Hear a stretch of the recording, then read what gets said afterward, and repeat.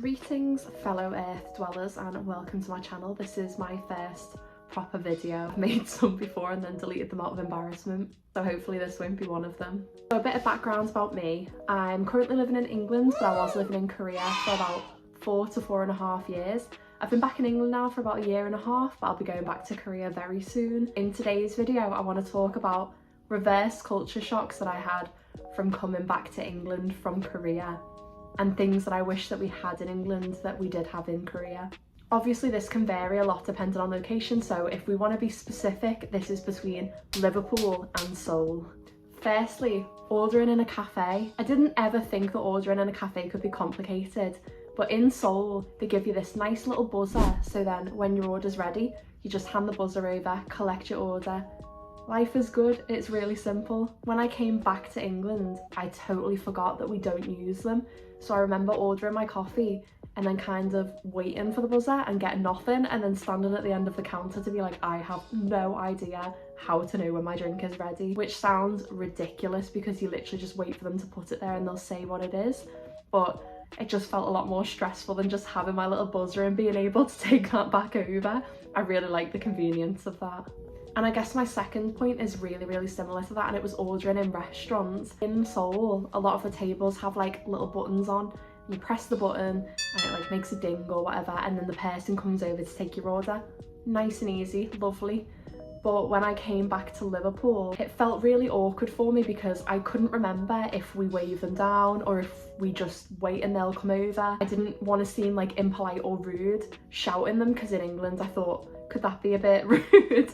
So I just sat there for ages waiting for someone to come over until I eventually flagged them down. And to be honest, after being back here for 1 year, I'm still not fully sure if I should be flagging them down or if they'll just come over. I guess another one coming from that, sorry, I'm just playing with my Crocs so they're making a lot of noise. Also coming on from that, I loved it in Seoul that we could like put our bags down or put our phone on the table to reserve our space. Because like if you want to go up and order, you already have your table there ready. You don't have to worry about like carrying your order around and trying to find somewhere to sit. In England, you can't do that. You cannot leave your stuff on a table because it will absolutely get robbed. Just wouldn't feel safe leaving my phone on a table here. Whereas when I was in Seoul, it's totally fine to do that.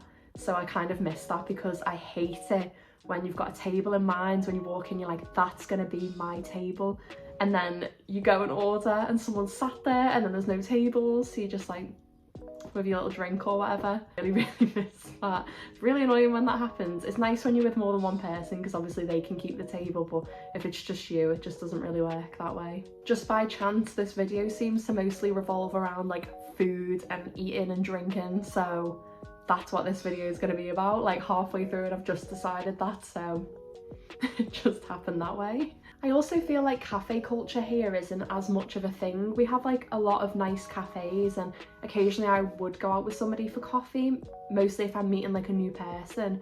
But I find that me and my friends don't really go out for a coffee as much.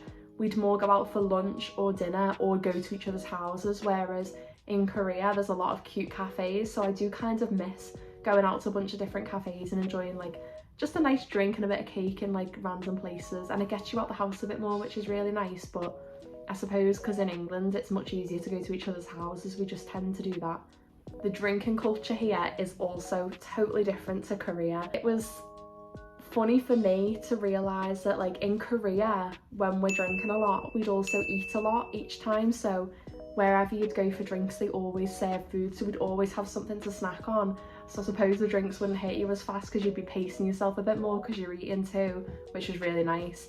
Whereas in England, we would go to eat and then just drink after that. Like we would never usually get food until the end of the night when we're going home, and then we'd go and get like chips or a kebab. So I do kind of miss that. I liked being able to eat as I'm drinking. But also in England, everything closes a lot earlier than in Korea. So if we wanted to go out in the middle of the night for like a restaurant and some drinks, we couldn't really do that. You could go to some pubs or like a Wetherspoons or something, depending on what time they're open till, but they stop serving food at like 9 p.m. or 11 p.m. or something like that. There's like a cut-off point, so you couldn't just order any food that you wanted then. The only place that you could get food from at those times is like chip shops and you don't really sit in there and drink. You have to take it out, or you can sit in there and eat, but you wouldn't drink in there. So the closing times here definitely caught me off guard. I totally forgot how early everything closes. So if you did want to like go out and get something on your way out, even, you know, like a piece of clothing or a bit of jewellery to like match your outfit together, you just couldn't do that in England, because most of the shops close here at like 7 o'clock and the supermarkets would close much earlier, and there are some like corner shops that aren't open very late. Some of them might be open until really late, but in general shops aren't open until that late. So if you did want to get something last minute, it's just not going to happen. Whereas in Korea, there'll be like clothes shops and stuff that are open until really late in the night, which is just so handy, especially if you work in long days, because then you can just pop to the shops after to get whatever you wanted for that day, which is really nice. But we don't offer that in England. The only time we have that here is at Christmas, and they do late night shopping. I can't remember what time they're open until, but it's like a few hours later than usual. It feels like I've mostly said positives about Korea more than England, but I promise there are some good things about England, and this is going to be one of them. The prices of food and like fresh produce. So I realised that in Korea, fruit and vegetables are really bloody expensive. You could get some cheap ones from like the little like local markets and stuff like that, but the quality tends to be pretty bad. You could get lucky on some of them, but in general the quality is not that good. In England, for example, the fruit and veg that we get from some supermarkets are really brilliant quality. Obviously some of them are rubbish, but the majority of them are really nice, and it's not too expensive in comparison. They are quite expensive now because the cost of living crisis. They are a little bit expensive now, but nowhere near as expensive as Korea, and they last much longer. And also they seem to be more like flavourful. I don't know how. Maybe we just get them from different places, but the fruit and veg here is really nice. And I have one more thing that I've realised is not related to food or drink, so I'm really not that consistent apparently. Small talk. So in Korea, Korean people don't really do small talk with strangers. In England, we quite like small talk.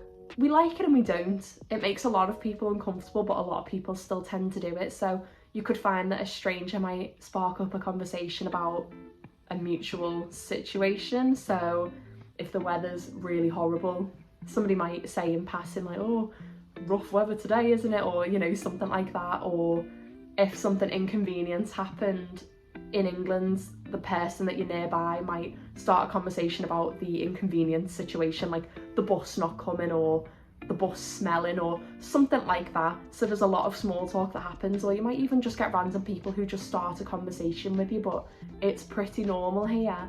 But after I'd lived in Korea for so long, it was really weird for me to come back and have so much small talk, because obviously I'd not really had that many people apart from full-on freaks trying to have small talk with me in Korea, because they don't really do it. Only like the really strange guys would do it, or there'd be like the occasional normal person, but mostly weirdos. And then I'd come back to England and loads of people were striking up conversations, so at first it was a bit weird. I felt like I was like trying to get back into my shell, but I kind of enjoy it sometimes, especially when it's the older people and they just start chatting on, because it is quite cute. But it just surprised me a bit because it had been so long since I'd experienced that, so it was a bit of a culture shock for me. So that was mostly the biggest culture shocks for me, or things that I wish they had in either country. And I would love to hear if anybody else has anything like that, or anything strange that they noticed in their country compared to them being in Korea, or even any other country. It's always quite fun to hear someone's experience, so leave it in the comments and I will look through them all. And you know the usual YouTube end of video spiel, like and comment and follow my socials.